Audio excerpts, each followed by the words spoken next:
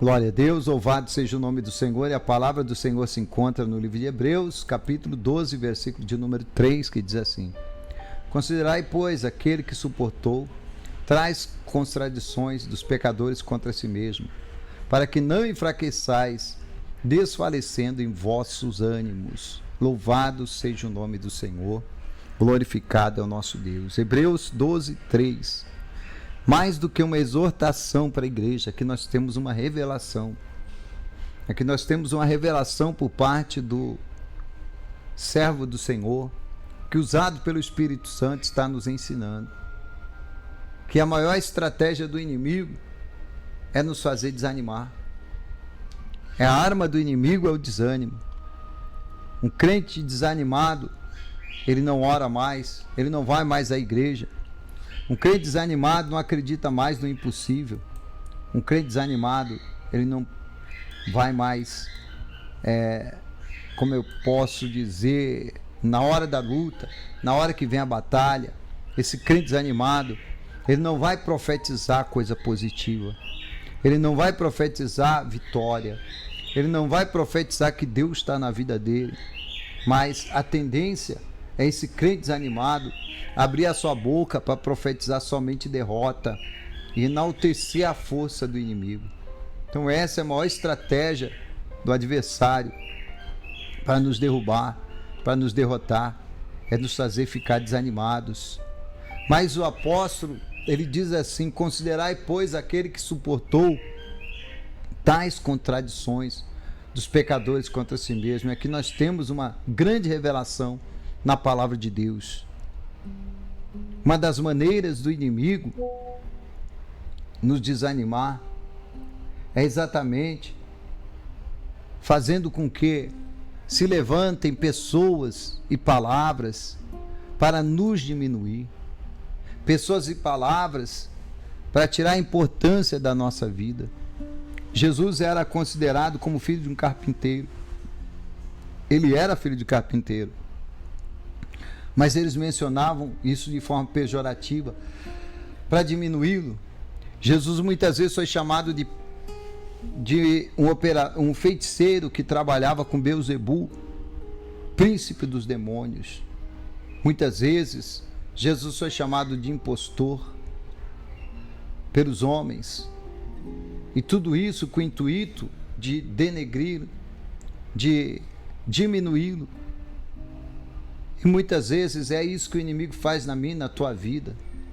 E ele nem precisa usar pessoas para isso, porque muitas vezes são as suas setas, os seus espíritos malignos, que vêm falando na sua mente, na sua cabeça, coisas negativas, para você se sentir uma pessoa pequena, uma pessoa derrotada, uma pessoa sem importância. Quem sabe você tem passado por momentos assim, você se sente um nada, ninguém, faz parte da batalha espiritual.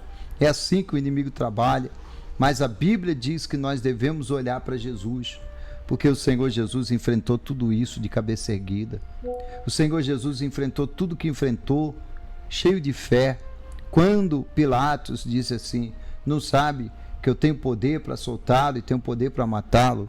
Jesus simplesmente disse para ele: nenhum poder você teria se do alto não te fosse dado. Ou seja, o Senhor nunca se deixou levar pela fraqueza de achar que está desamparado, que Deus não está vendo a sua situação. Pelo contrário, ele estava naquela condição ali, sabia que ia para a cruz, mas a convicção do Senhor é que o Pai estava no controle, é que o Pai estava acima de todas as coisas, e que tudo aquilo que ele estava passando ali fazia parte de um plano perfeito, de um plano maravilhoso por parte do nosso Pai Celestial. O Senhor sempre continuou cheio de fé, a ponto de dizer: olha, se o meu reino fosse desse mundo, eu oraria agora, rogaria o Pai, e ele mandaria mais de 12 legiões de anjos ao meu favor, ao meu socorro. Mas ele disse: agora o meu reino não é desse mundo.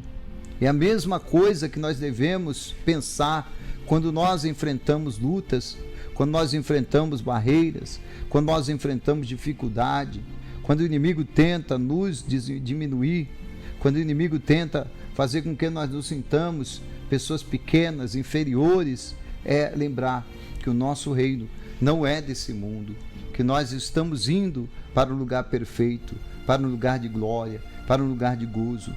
Mas hoje nós estamos no reino espiritual. Hoje nós temos os benefícios do reino espiritual, mas muitas vezes somos atingidos no reino físico. Muitas vezes somos perseguidos no reino físico. Mas se nós nos colocarmos na presença do Senhor, olhando para tudo que o Senhor passou e venceu, nós vamos aprender com Ele a vencer também. Nós vamos vencer, ainda que o inimigo se levante, ainda que a fúria do inimigo e do homem se levante. Se Deus tem um plano na minha e na tua vida, a vitória vai chegar. Não importa o que vai acontecer, não importa a maneira que o inimigo vai se levantar. Ele jogou Jeremias na cisterna, mas Deus sempre foi com Jeremias. Ele jogou José num cárcere, na prisão de Faraó, numa prisão de segurança máxima, seria essa prisão onde José estava, mas Deus tirou José direto da prisão para colocá-lo no trono do Egito, como segunda pessoa no trono do Egito. É assim que Deus faz, é esse o poder de Deus. O poder de Deus é tremendo, o poder de Deus é maravilhoso.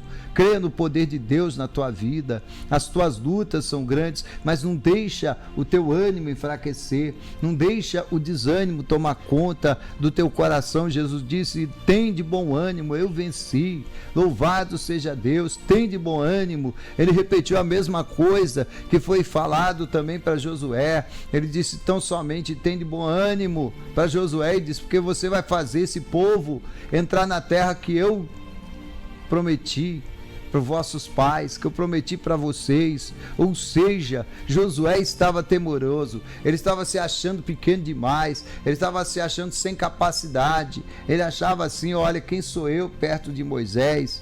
Moisés era um grande líder e eu sou somente um ajudante de Moisés. Mas aquele que ajuda, aquele que serve, é aquele que Deus vai usar.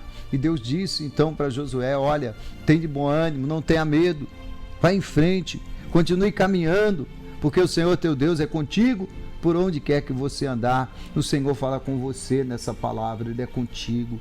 Está difícil, está complicado, o inimigo tem se levantado, você tem enfrentado problemas, barreiras e dificuldades, mas Deus está falando aqui nessa palavra: eu sou contigo.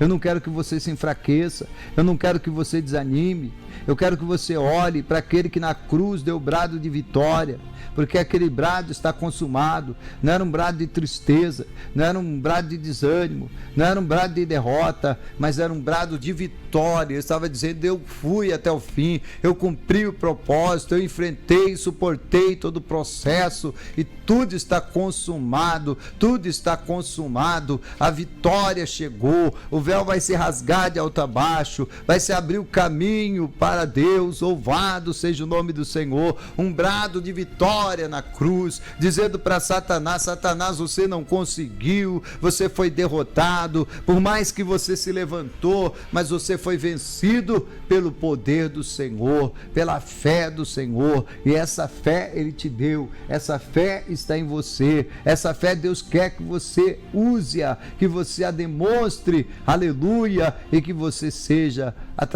por meio dessa fé, mais e mais e mais que vencedor. Receba essa palavra em nome de Jesus e não desfaleça não. Se você estava desfalecido, eu profetizo, você está se levantando e vai continuar caminhando. E se você está de pé, Deus está fortalecendo mais ainda você, para você continuar caminhando e fazendo a vontade do Pai e crescendo na presença de Deus. E tudo aquilo que se levantar contra você, contra a sua vida, vai cair por terra, porque o Senhor diz que aquele que crê no Senhor jamais será envergonhado. Jamais o inimigo vai conseguir te envergonhar, vai conseguir te vencer, porque você crê e vai continuar crendo no Deus vivo, em nome do Senhor Jesus. Receba essa palavra e em nome de Jesus se levante cada vez mais na presença do Pai.